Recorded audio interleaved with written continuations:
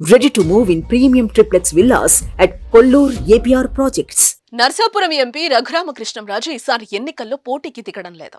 Triple కు ticket ఇచ్చేందుకు ఏ party కూడా ముందుకు రాలేదు. టీడీపీ నుంచి టికెట్ వస్తుందని బీజేపీ నుంచి టికెట్ వస్తుందని టీడీపీ ఇలా వంతులేసుకొని ఆయనకు హ్యాండ్ ఇచ్చేశారు మొత్తానికి. గత ఎన్నికల్లో వైసీపీ నుంచి ఎంపీగా గెలిచిన రఘురామ తర్వాత ఆ పార్టీకి దూరమై చాలా కాలం పార్టీకి రాజీనామా కూడా చేయలేదు. సోషల్ మీడియాలోనూ ఛానళ్లలోనూ జగన్ పైన వైసీపీ పైన విమర్శలు చేయాలంటే ముందుండేవారు. అయితే ఆయన ఏ పార్టీలోకి వెళతారా అనే దానిపై క్లారిటీ అయితే లేకపోయింది. అటు బీజేపీ ఇటు టీడీపీ నాయకులతోనూ క్లోజ్ గా ఉండేవారు. పార్టీలో చేరడంలో ఆయన చేసిన నిర్లక్ష్యమే ఆయనకు టికెట్ లేకుండా చేసింది. త్వరలో జరిగే ఎన్నికల్లో సొంత పార్లమెంట్ నియోజకవర్గం నుంచి పోటీ చేసే ఛాన్స్ దక్కలేదు.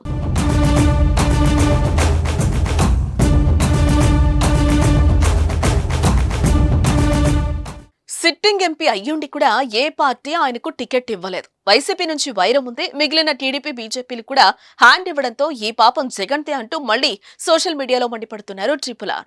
ఇటీవల కూడా నరసాపురం కాన్స్టిట్యున్సీలో భారీగా ఊరేగింపు పెట్టి నేను పోటీ చేస్తున్నానహో అంటూ ప్రచారం కూడా చేశారు. కానీ ఇప్పుడు సీన్ రివర్స్. పోటీ చేయడానికి ఆయన రెడీనే, కానీ పోటీ చేయడానికి పార్టీనే లేదు కదా.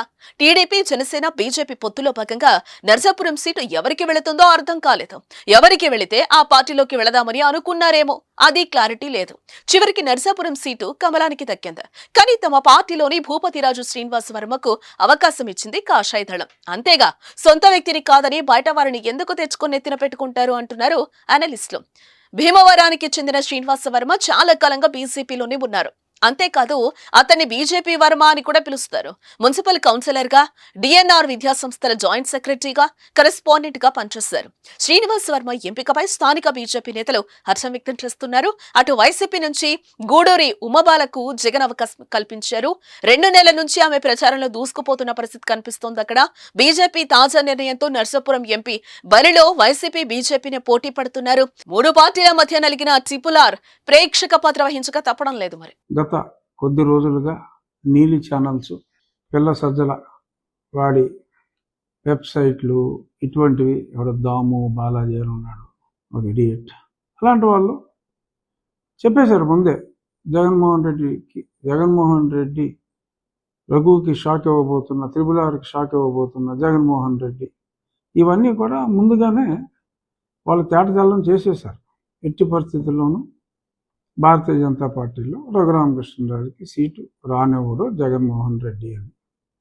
గతంలో జగన్మోహన్ రెడ్డి నన్ను డిస్క్వాలిఫై చేయాలని చూశాడు, ఫెయిల్ అయ్యాడు. నన్ను అరెస్ట్ చేసి జైల్లో చంపాలని చూశాడు. 24 గంటల్లో బయటకు వచ్చా, ఫెయిల్ అయ్యాడు. ఆ తర్వాత ఇక్కడ ఒక అతని మతానికి చెందిన వాడిని అడ్డం పెట్టుకుని ఇక్కడ రాష్ట్ర ప్రభుత్వంతో కొందరు అధినేతలతో కొమ్మక్కాడు. పోలీసు ముసుగులో కిడ్నాప్ చేసి లేపాలనుకున్నాడు, ఫెయిల్ అయ్యాడు. చాలా ప్రయత్నాలు చేశాడు, వాడు ఫెయిల్ అయ్యాడు. ప్రతి ఒక్కడికి ప్రతిసారి విజయం దక్కదు. అలా ప్రస్తుతం టెంపరీగా జగన్మోహన్ రెడ్డికి విజయం దక్కింది. సంతోషించండి, పర్వాలేదు. ఎందుకంటే నా అపజయాన్ని నేను యాక్సెప్ట్ చేయాలి. నాకు అనుమానం ఉంది జగన్మోహన్ రెడ్డి ఎంత పని చేస్తాడో, చేయగలడో అని. కానీ ఏమోనో ఒక నమ్మకం, ఒక విశ్వాసం ఉంది. నేను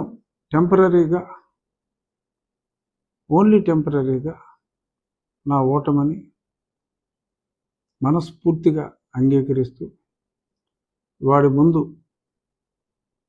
వాడి 4 సంవత్సరాల కష్టం అన్నీ ఫెయిల్ అయిన తర్వాత కొంచెం ఈజీ టార్గెట్ అయ్యా.